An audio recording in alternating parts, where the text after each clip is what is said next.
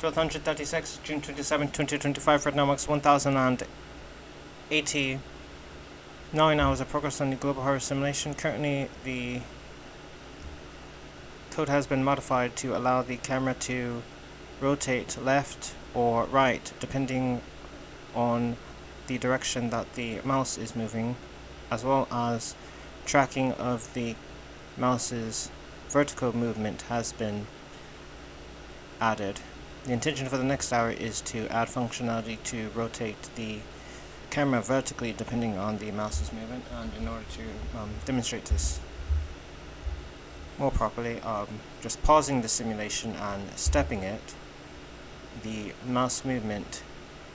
updates to track the difference from the last mouse position, and that's how this is calculated, by comparing the last mouse position to the current one, and so moving it up and to the right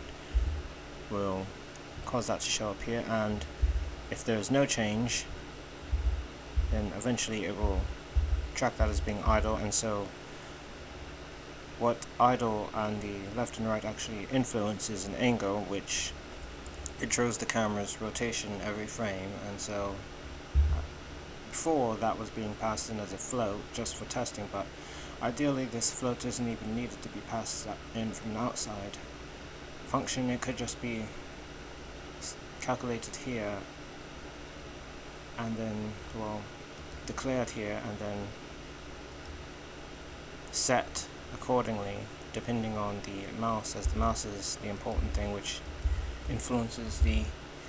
rotation. As before, the camera was just